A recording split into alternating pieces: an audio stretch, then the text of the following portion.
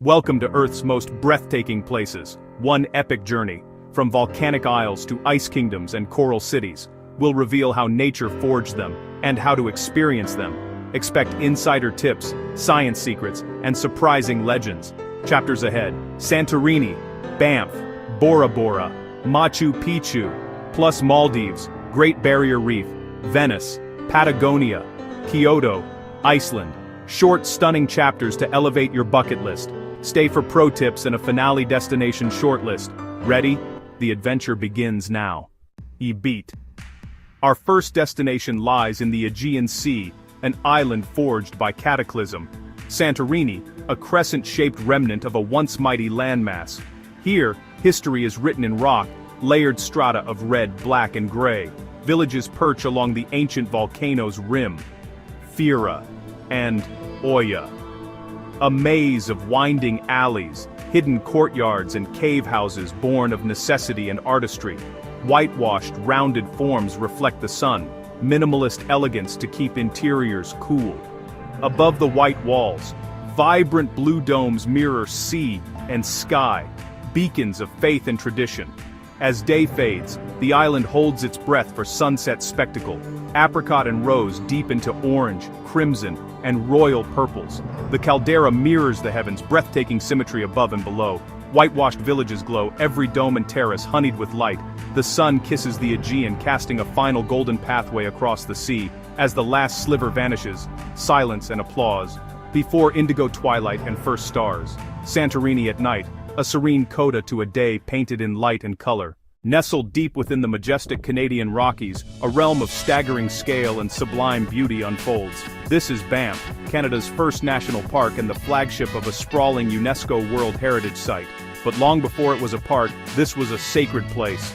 The traditional territory of the Stoney Nakoda, the Kootenay, the Tsuut'ina, and the Blackfoot Confederacy, who knew these mountains as the Shining Mountains.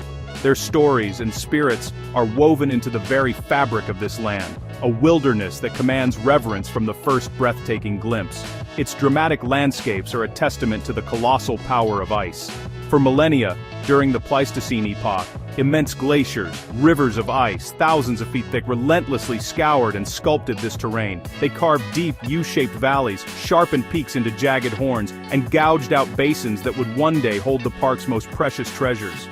Today, the remnants of these ice giants cling to the high peaks, a constant reminder of the forces that shape this world, where colossal mountains pierce the sky and dense coniferous forests blanket the valley floors in a sea of green. And nestled within these sculpted valleys lie Banff's most captivating jewels, a string of glacial lakes, each shimmering with an almost supernatural glow. They are pools of liquid turquoise, emerald, and sapphire, so vivid they seem to defy reality. This ethereal coloration is not an illusion, but a remarkable feat of natural chemistry. The secret is rock flour. As glaciers grind their way across bedrock, they pulverize stone into a fine, silt-like powder. This powder is so light it remains suspended in the icy meltwater that feeds the lakes. When sunlight penetrates the water, these suspended particles absorb most colors of the spectrum, but refract the blues and greens, creating the brilliant, milky hues that change in intensity with the seasons and the angle of the sun. Perhaps the most famous of these is the iconic Lake Louise. Cradled in a hanging valley and fed by the meltwater of the majestic Victoria Glacier, it is the very picture of alpine perfection. Its color is a living thing, shifting from a deep turquoise in midsummer to a paler, more delicate shade as the seasons change. On calm days, its surface becomes a flawless mirror, reflecting the snow-dusted peaks and the historic Fairmont Chateau Lake Louise, a grand hotel that has stood sentinel on its shore for over a century. To paddle a canoe across its placid surface is to feel as if you're floating between two worlds, the solid reality of the mountains and their perfect, shimmering reflection. Just a short journey away lies a lake that many consider even more spectacular, Moraine Lake. Tucked away in the dramatic valley of the Ten Peaks, its waters are often a deeper, more intense shade of blue. The classic view from atop the rock-pile moraine is one of the most photographed scenes in all of Canada. A vista so iconic, it was once immortalized on the nation's $20 bill. The jagged crown of the Ten Peaks rises abruptly from its shores, a formidable wall of rock and ice that creates a sense of profound enclosure and grandeur. To stand here is to be humbled, to feel an overwhelming sense of awe in the face of such raw, untamed beauty. But the wonders don't end there. The park is a gallery of liquid masterpieces. There is Peta Lake, best viewed from the Bow Summit, where its unique wolf-head shape and startlingly bright turquoise water leave visitors speechless. There is the serene Two-Jack Lake, offering perfect morning reflections of the mighty Mount Rundle. And there is the vast Lake Minnewanka, the largest in the park, a place of deep water and even deeper history, holding the secrets of a submerged resort town beneath its waves. Each lake possesses its own distinct character, a unique combination of light, water, and stone that tells a different part of Banff's story. These are geological titans, born from an ancient sea. Hundreds of millions of years ago, these layers of limestone and shale were sediments on a seabed. Then, immense tectonic forces buckled the Earth's crust, thrusting these layers skyward in the great mountain-building event known as the Laramide orogeny.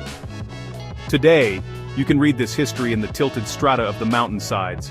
Carved by ice and water, their jagged summits are often veiled in cloud, creating an air of mystery. The seasons paint this landscape in dramatically different palettes. Summer is a brief, glorious explosion of life, with alpine meadows bursting into a carpet of wildflowers. Autumn brings larch madness, when the needles of the alpine larch trees turn a brilliant gold, setting the high country ablaze, and winter transforms Banff into a silent, pristine kingdom of white. A deep mantle of snow quiets the world, freezing waterfalls into crystalline sculptures and offering a profound sense of peace. This is also a living, breathing ecosystem, a sanctuary for an incredible array of wildlife. The mighty grizzly bear, a powerful symbol of the untamed wilderness, roams the backcountry, while black bears forage for berries in the lower valleys. Herds of elk graze peacefully in meadows, their bugles echoing through the autumn air. Bighorn sheep navigate rocky slopes with impossible grace, while the elusive moose wades in wetlands. High above, sure-footed mountain goats defy gravity on near-vertical cliffs. But life thrives at all scales here, from the chubby marmots sunning themselves on rocks to the tiny pikas gathering grasses for their winter hay piles. It is a complex and fragile web of life, a reminder that this park is their home first.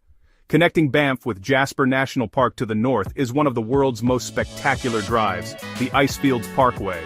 This is not merely a road, but a 232-kilometer journey through the very heart of the Rockies.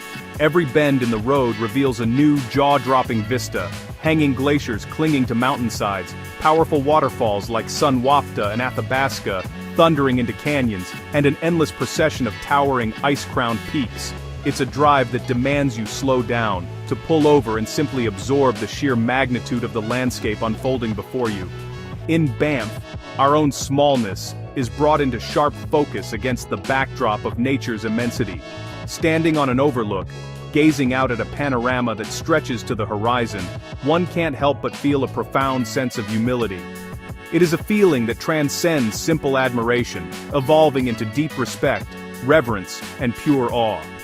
To witness the first light of dawn paint the peaks in hues of pink and gold, or to see the last alpenglow fade at dusk, is to experience a moment of perfect serenity.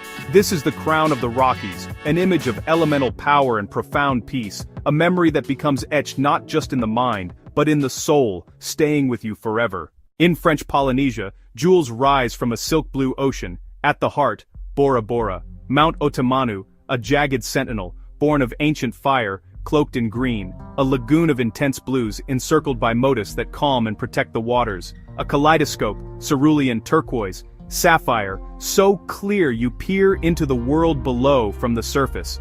Overwater bungalows suspend life between heaven and sea, tides setting the rhythm of the day. The sun conducts a symphony, mornings sparkle, colors deepen by noon.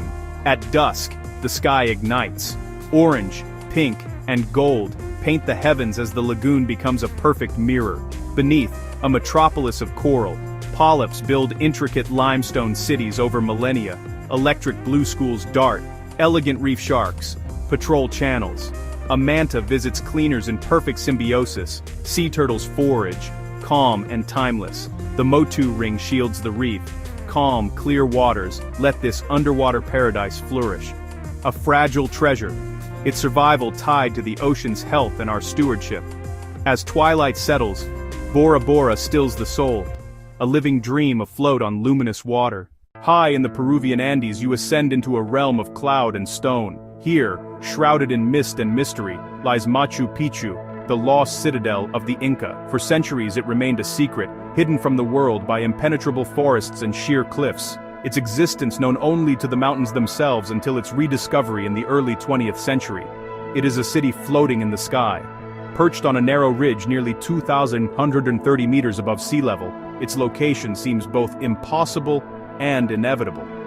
The Inca chose this dramatic saddle between two sacred peaks as a site of immense spiritual power. The audacity is breathtaking. They didn't just build on the mountain, they sourced their materials from it, quarrying granite directly from the peak, making the citadel a literal extension of the living rock. The construction is a testament to their engineering genius. Without wheels or iron tools, Inca masons shaped and fitted granite blocks with astonishing precision. Using a technique called ashlar, they pounded stones into place so perfectly that not even a blade of grass can slip between them. Each block was individually shaped to lock into its neighbors, creating a seamless mosaic of stone that is both an artistic marvel and a structural masterpiece. This meticulous, mortarless construction was their ingenious answer to the challenges of the Andes. This is a seismically active region, a fact the Inca knew well. Their walls were built to dance with the Earth's tremors. During an earthquake, the stones can move independently and then resettle into their original positions. This flexibility, combined with trapezoidal doors and windows, has allowed these walls to withstand centuries of earthquakes and relentless mountain weather. Machu Picchu was a meticulously planned city, divided into two main sectors. Below, the agricultural sector, a vast cascade of farming terraces that fed the population. Above, the urban sector, home to palaces, temples, and residences. This upper area was further divided into a sacred district for priests and nobility, and a residential district for artisans and workers. Connecting this vertical city are over 3,000 stone steps, a circulatory system that binds the community together across the steep terrain. Yet its true purpose remains one of history's most captivating enigmas. Was it a secluded royal estate for the great Emperor Pachacuti, a summer palace to escape the imperial capital of Cusco? Or was it primarily a sacred center, a pilgrimage site for the worship of the sun god, Inti? Perhaps it was a grand astronomical observatory, a place of cosmic learning. The evidence suggests it was all three, a nexus of power, faith, and science, abandoned just a century after its creation. The Inca's bond with the cosmos is carved into the very fabric of the city. At its highest point sits the Intihuatana stone, the hitching post of the sun. This granite pillar is a precise solar clock, aligning with the solstices and casting no shadow at all during the equinoxes.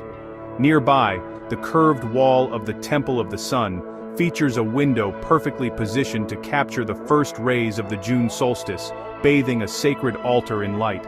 Spilling down the mountainside are the agricultural terraces, a giant green stairway to the heavens. This was the city's engine, transforming an impossible slope into fertile farmland. But their design was revolutionary. Each terrace was built in layers, a base of large stones for drainage, then gravel and sand, topped with rich soil hauled up from the valley. This system prevented erosion and landslides in a region of heavy rainfall, effectively anchoring the entire city to the mountain. The lifeblood of this entire system was water, managed with incredible sophistication. The Inca located a natural spring and channeled its water through a 750-meter-long stone aqueduct. This fed a series of 16 ceremonial fountains that provided fresh water for the inhabitants, before the flow was directed to irrigate the terraces below. The terraces also created distinct microclimates, allowing the Inca to cultivate a wide variety of crops, from potatoes to maize, at different altitudes. This profound integration with the environment speaks to a deeper worldview. The Inca did not seek to conquer the landscape, they entered into a dialogue with it. They revered the surrounding peaks as powerful mountain spirits, or apus. Rather than leveling the mountain, they followed its contours, expressing the core Incan principle of a sacred reciprocity and balance between humanity and the living earth. To be here at dawn, as mist parts and the stones begin to glow, is to feel a profound connection to the past. In the silence, you can almost hear the whispers of a civilization that achieved a remarkable harmony with its world. Machu Picchu is more than a ruin. It is a timeless message of ingenuity, reverence, and balance. A story of a people who wrote their legacy in stone and earth. In the Indian Ocean, southwest of India, lies the Maldives, an archipelago of breathtaking beauty, delicate emerald rings adrift in indigo, atolls encircling lagoons dotted with palm-crowned islets. Built on submerged volcanic peaks, corals grew as mountains subsided, rising toward the sun to form rings. Islands formed from eroded reefs, coral sand washed by gentle lagoon currents, a nation where the sea dwarfs land. The highest point barely above 2 meters. Life flows with the ocean. Traditional fishing donuts, markets sustained by bountiful atoll waters, a visual symphony, the brilliant white sand, impossible turquoise lagoon, deep green palms, piercing blue sky, biogenic sands, much created by parrotfish, whose digestion yields powder, fine coral sand. Lagoons nurture young fish, reefs teem, from tiny colorful nudibranchs to majestic whale sharks. Islands host nesting sea turtles, skies are traced by frigate birds and terns. Land, sea, and life, tightly interwoven, each dependent on coral health. Walk the water's edge and feel a unique serenity in the lagoon's rhythmic whisper. With dark skies, the Milky Way paints a brilliant swathe across the night. A fragile haven, scattered pearls on an endless ocean, peaceful and profound. Off the coast of Queensland, Australia, lies a living masterpiece, a biological structure so immense it is clearly visible from space. Stretching over 2,300 kilometers, the Great Barrier Reef is not just a natural wonder, but the single largest creation built by living organisms on our planet. Its scale is almost beyond comprehension, an area roughly the size of Italy, woven into the fabric of the Coral Sea. From above, it reveals itself not as a single, solid wall, but as a sprawling, vibrant metropolis. This aquatic city is composed of nearly 3,000 individual reefs and 900 continental islands and coral cays. It's a breathtaking mosaic of fringing reefs hugging the coastline, barrier reefs standing as protective shields against the open ocean, and idyllic atolls rising from the deep. The architects of this colossal world are tiny creatures, coral polyps, some no bigger than a grain of rice. These soft-bodied animals, relatives of jellyfish, live in vast colonies. Tirelessly, generation after generation, they draw calcium and carbonate ions from the seawater to secrete a hard limestone skeleton. Over thousands of years, this slow, patient process builds the colossal structures that form the reef's foundation, a testament to the power of life on a geological timescale. But the polyps do not work alone. Their survival, and the reef's very existence, depends on a crucial partnership. Living inside their tissues are microscopic algae called zooxanthellae. In a perfect symbiotic exchange, the coral provides shelter, and the algae, through photosynthesis, provide up to 90% of the coral's food and energy. This remarkable alliance allows the reef to flourish in the nutrient-poor tropical waters. This partnership is also the source of the reef's spectacular beauty. The algae gift the coral its vivid colors, a living palette of vibrant greens, pulsating purples, and fiery oranges. Billions of tiny cells paint the seascape with life, their pigments also acting as a natural sunscreen, protecting the delicate coral from the intense, tropical sun. The reef's architecture is as diverse as its colors, creating a multitude of habitats. There are the sun-drenched reef flats, bustling with activity in the shallows. Below lies the reef crest, a high-energy zone absorbing the ocean's power. And then there are the plunging walls, vertical drop-offs into the abyss, adorned with giant Gorgonian sea fans and ancient barrel sponges, patrolled by sleek reef sharks and powerful groupers. In contrast, sheltered lagoons offer calm and protection. These tranquil nurseries cradle the next generation. Here, sandy bottoms are dotted with lush seagrass meadows, critical feeding grounds for gentle dugongs and green sea turtles, and a vital sanctuary for countless juvenile fish, seahorses, and pipefish, hiding from the dangers of the open reef. This incredible structural complexity, from the coastal mangroves to the seagrass beds and the outer reefs, creates an interconnected and extraordinarily productive web of life. Every element is linked, sustaining one of the most biodiverse ecosystems on Earth. It is home to over 1,500 species of fish, a dazzling aquatic ballet where every niche is filled. Schools of fusiliers flow like rivers over the coral gardens. Parrotfish, the reef's gardeners, scrape algae from the coral, their digestion process creating the fine white sand of the surrounding beaches. Tiny cleaner wrasse operate service stations, bravely tending to much larger fish. Life thrives here at every scale. From the flamboyant clownfish, immune to the stings of its anemone home, to the true giants of the ocean. Gentle whale sharks, the world's largest fish, pass through on long migrations, while majestic manta rays dance in the currents. Each winter, humpback whales arrive from the frigid waters of Antarctica, seeking the reef's warmth to give birth and nurse their young. 6 of the world's 7 species of sea turtle are found here. These ancient mariners roam the reef's habitats, returning instinctively to the very beaches where they were born to lay their own eggs. It is a cycle of life that has endured for millennia, a perilous journey for the tiny hatchlings who must brave a gauntlet of predators to reach the safety of the sea.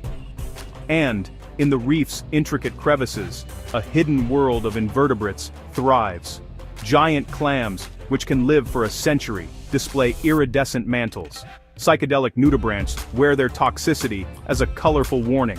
Armies of shrimp and crayfish scuttle and cleanse the city's essential cleanup crew. And masters of disguise, like the intelligent octopus and cuttlefish, can vanish in the blink of an eye.